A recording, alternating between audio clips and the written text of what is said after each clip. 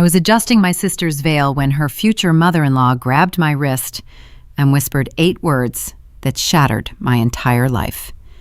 "We finally found you. You're our stolen daughter." My name is Harper Morrison, and until that moment, standing at my sister Willow's wedding, I thought I knew exactly who I was. 28 years old, event coordinator, protective big sister, daughter of Frank and Diane Morrison. But sometimes the truth waits decades to destroy you, choosing the perfect moment when happiness makes you most vulnerable.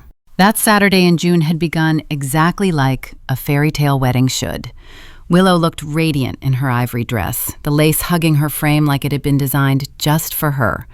Mason waited at the altar with tears already in his eyes, hands clasped tight as if he might float away otherwise. Our parents sat proudly in the front row, smiling so wide it made my chest ache with love for them. I should have been focused on my maid of honor duties, ticking off mental checklists and preparing for any last-minute disasters. But all morning, Victoria Caldwell, the groom's mother, had been staring at me with an intensity that made my skin crawl. Her eyes followed me wherever I went, sharp and searching, like she was trying to solve a puzzle she'd been carrying for years. When she finally grabbed me during the last moments before the ceremony, her perfectly manicured nails dug into my wrist. Her voice trembled as she spoke those impossible words. The wedding music had already begun. Guests were filing into their seats, murmuring softly, programs rustling. And there I stood, holding my sister's bouquet, while a stranger claimed I was her missing daughter. "You have the birthmark," Victoria whispered, her eyes wild with a desperate hope I had never seen before. "The crescent moon on your collarbone.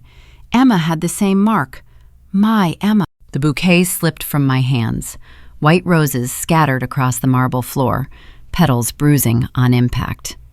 In the mirror behind Victoria, I caught sight of my reflection.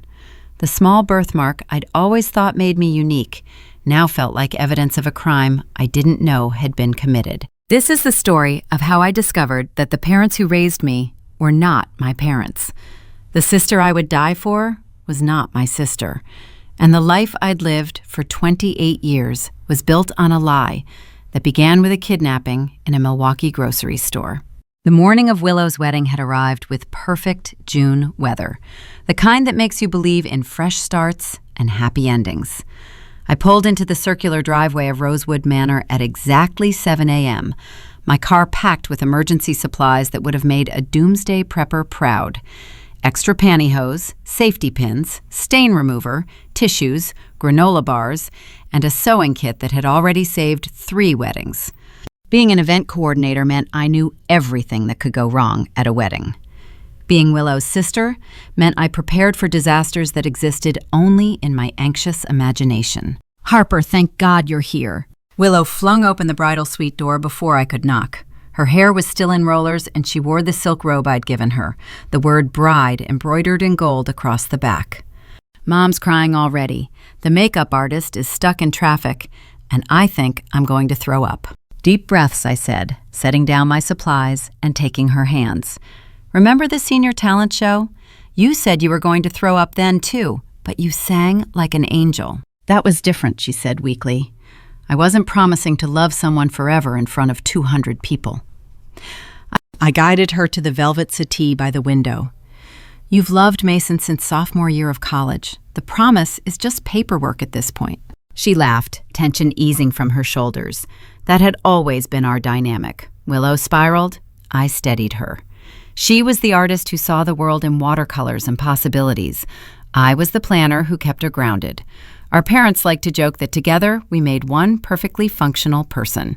The door burst open, and our mother appeared, already dressed in her lavender mother-of-the-bride gown, clutching a velvet jewelry box. Diane Morrison, at 55, was still beautiful, silver streaking her brown hair, laugh lines proof of a joyful life. But that morning, something felt off. Her smile was too bright, her movements too quick. "My beautiful girls," she said, her voice catching. "Willow, honey, I brought Grandma Eleanor's pearls.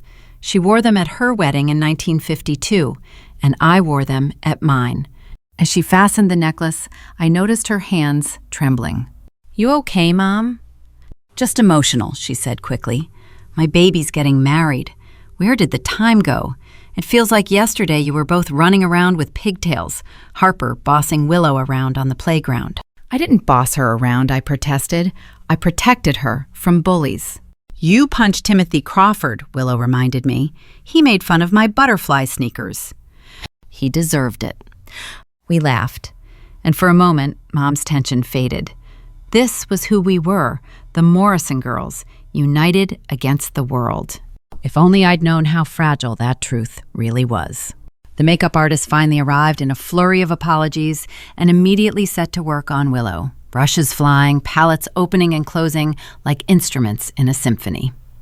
I helped Mom organize the bridesmaids' bouquets, sneaking glances at her when she wasn't looking. She kept checking her phone, frowning at the screen, then slipping it back into her purse like it had burned her. Dad on his way? I asked casually. He's already here, she said, too quickly, talking to the photographer about family photo locations. Then she paused, her voice dropping. Harper, you know we love you, right? Both of you. More than anything in this world. I raised an eyebrow. Random declaration of love before noon. Are you dying? She pulled me into a fierce hug, squeezing me so tightly my ribs protested. Can't a mother tell her daughter she loves them? Sure, I said, laughing. But you're hugging me like I'm about to disappear. She released me, laughing shakily. Sorry, weddings make me sentimental. Later, as I helped Willow into her dress, she caught my eye in the mirror. Is it just me, or are Mom and Dad acting strange? They've been weird all week. They're probably just emotional about their baby growing up, I said, though I'd noticed it too. The whispered conversations that stopped when I entered the room. The way Dad had stared at me during the rehearsal dinner, like he was memorizing my face. We'll always be their babies, Willow said softly, even when we're old and gray. I zipped up her dress and smoothed the lace. Some things never change. I had no idea how wrong I was. The ceremony was scheduled to start at 3, but by 2:30, Victoria Caldwell had already approached me 4 times. The first time was while I was arranging place cards in the reception hall. She appeared suddenly at my side, studying my face so intently I stepped back. I'm sorry, she said, not sounding sorry at all. You just look incredibly familiar. Have we met? I don't think so, Mrs. Caldwell. I'm Harper, Willow's sister. We met briefly at the engagement party. No, she said, shaking her head. Before that, something about your features. She tilted her head, examining me like a museum piece. Your eyes especially. Such an unusual shade of green. I forced a polite smile and excused myself. But 20 minutes later, she found me adjusting the altar flowers. Harper, she said slowly, tasting my name. Is that a family name? No, I replied. My mom just liked how it sounded. I tried to keep my tone light, but unease was creeping in. I should check on Willow. The third time, she cornered me near the kitchen. Where did you grow up? Chicago. Born and raised? Yes. What hospital? The question startled a laugh out of me. I have no idea why. She didn't answer. Instead, her gaze dropped to my collarbone, where my dress had shifted slightly, revealing the crescent-shaped birthmark I'd had my entire life. Her face went white. She staggered back, bumping into a server carrying champagne flutes. Mrs. Caldwell, are you all right? She grabbed my arm. Don't tell Mason anything. Not yet. Then she hurried away, leaving me shaken. I found our cousin Brady, who was ushering, and pulled him aside. Keep an eye on the groom's mother. I think she's either drunk or having some kind of breakdown. She seemed sober to me, Brady said slowly, but she asked a lot of weird questions about you, how long I'd known you, if I remembered when you were born. A chill slid down my spine. What did you tell her? The truth, that we didn't meet until your family moved from Milwaukee when you were 2. Why? Milwaukee. I'd heard the story my whole life. Dad got a better job. We moved. End of story. Families relocated all the time. The fourth encounter happened minutes before the ceremony. I was adjusting Willow's veil when Victoria appeared in the doorway of the bridal suite. Her makeup was streaked with tears. I need to speak with Harper alone. Willow frowned. We're about to walk down the aisle. Please, Victoria said. It's urgent. Something in her voice made my stomach drop. 2 minutes, I told Willow. I'll be right back. Victoria pulled me into an empty room and dug through her purse, hands shaking, before pulling out a worn photograph. This is my daughter, she whispered. Emma. The baby in the picture had chubby cheeks, wispy brown hair, bright green eyes, and a crescent-shaped birthmark on her collarbone, identical to mine. She was taken from my shopping cart in a Milwaukee grocery store 28 years ago. This is impossible, I said, though my voice sounded far away. I'm Harper Morrison. Your blood type? She asked urgently. O negative. Her legs gave out. My husband and I are both AB positive. Emma would have been O negative. You're wrong, I insisted, but doubt had already cracked something open inside me. What hospital were you born in? She asked. I had no answer. Harper, she said softly, I think you're my stolen daughter. The walls closed in. My phone buzzed. Where are you? The music is starting. I have to go, I said. We need a DNA test, she whispered. I walked back to the bridal suite in a daze and smiled for my sister, carrying a secret that was already tearing my life apart. The ceremony itself passed in a blur. I stood at the altar beside Willow, holding her bouquet, smiling when I was supposed to smile, stepping forward and back on cue like a wind-up doll. My mind, however, was in chaos. Every time I glanced toward the front row, I studied our parents' faces with a new, horrifying scrutiny. Mom dabbed at her eyes with a lace handkerchief. Dad held her hand, his posture proud, but his jaw tight. Were they crying because Willow was getting married, or because they knew the truth was finally closing in on them? When Mason vowed to love Willow through every challenge life could bring, I caught Victoria staring at me from across the aisle. Her husband leaned in and whispered something to her, probably urging her to focus on their son's wedding instead of the maid of honor she had just accused of being her kidnapped child. As the newlyweds kissed and the room erupted in applause, I made a decision. I couldn't survive the reception, the speeches, the dancing, the pretending, without knowing the truth. During cocktail hour, while guests mingled and the wedding party took photos, I slipped away to find Brady. He was near the bar, laughing with cousins, when I pulled him aside. I need a favor, I said, a big one, and I need you not to ask questions yet. His smile vanished. Harper, what's wrong? Can you run a missing persons check? Emma Caldwell, Milwaukee, 1997, kidnapped at 14 months. Brady stared at me. Why would you? Please, I said. I'll explain everything later. He studied my face, then nodded. Give me 20 minutes. While Brady made calls, I found my parents in the garden, posing for photos with distant relatives. I waited until the photographer moved on before approaching them. Mom, Dad, I need to ask you something, and I need the truth. Dad's smile faltered. Harper, sweetheart, what's wrong? I pulled out my phone and showed them the photo Victoria had given me, the one I'd quickly snapped before returning it. Mason's mother thinks I'm her kidnapped daughter.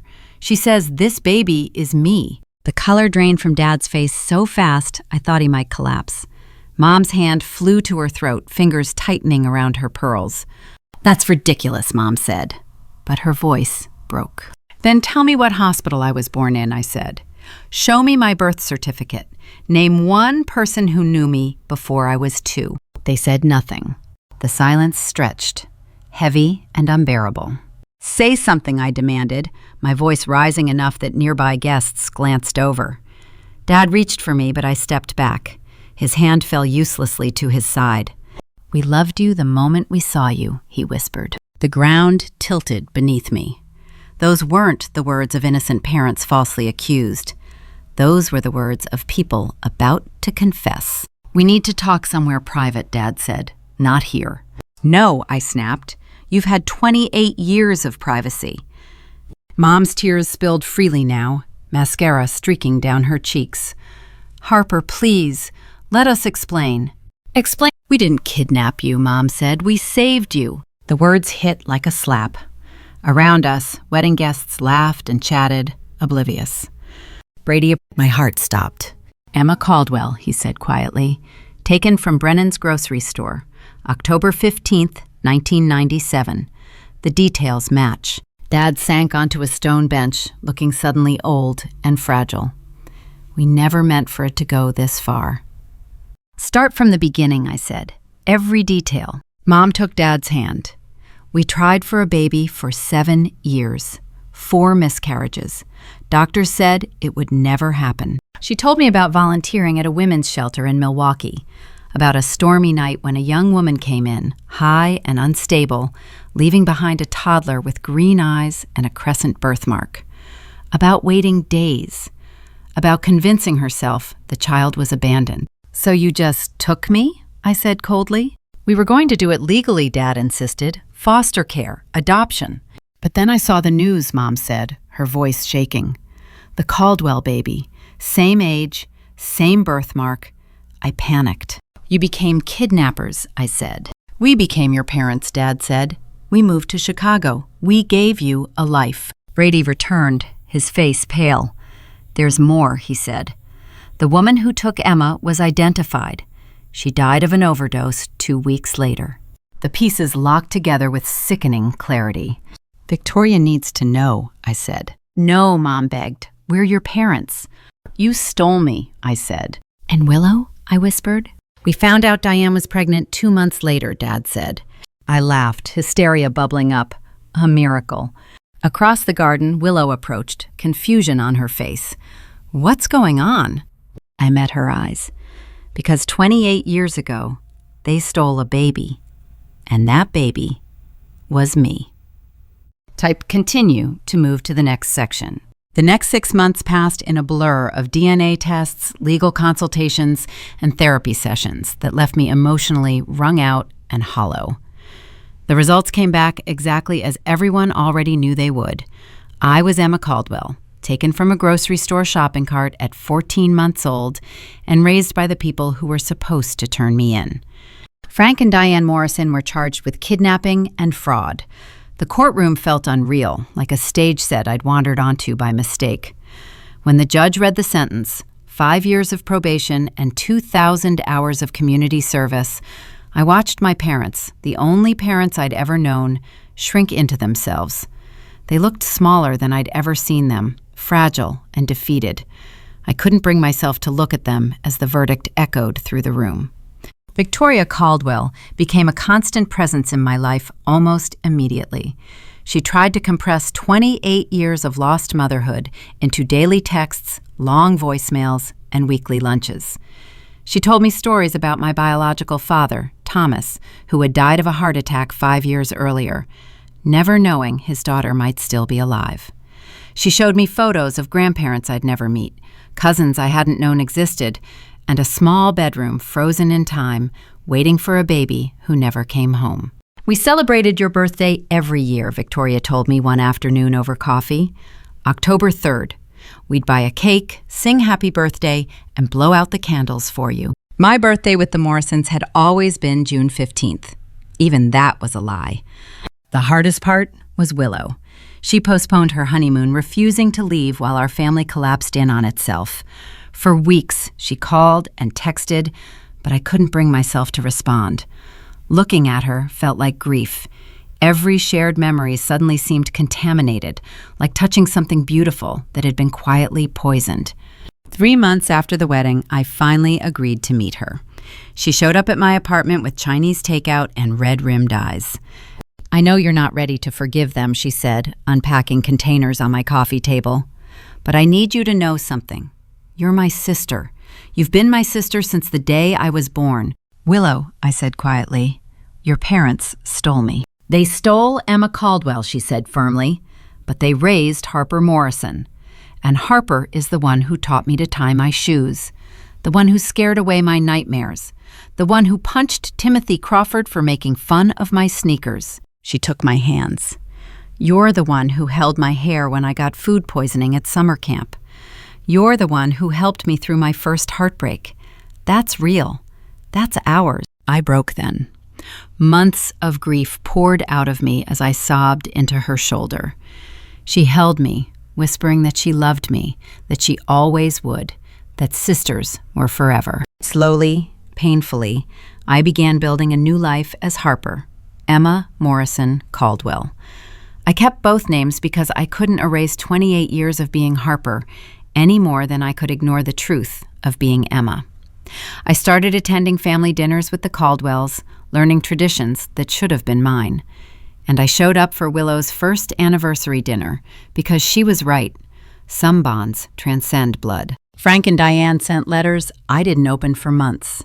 When I finally did, they were full of apologies that changed nothing and somehow changed everything. They had been wrong, criminally wrong. But they were also the parents who stayed up with me when I was sick, who cheered at every school play, who taught me how to be strong. My therapist asked me what I'd learned. After a long silence, I said that truth always surfaces, that love can be selfish and selfless at the same time, that family is messy and sometimes built on lies, but also on who shows up when your world collapses. When she asked if I'd forgiven them, I said I was working on it. All of them. The Morrisons, the Caldwells, myself. Today I have two families. It's complicated and painful and awkward, but it's mine. Willow is still my anchor, my sister in every way that matters. Victoria texts too much, but I'm learning to accept her love. And sometimes, late at night, I find myself missing Frank and Diane, the people who stole me and loved me and shaped who I became.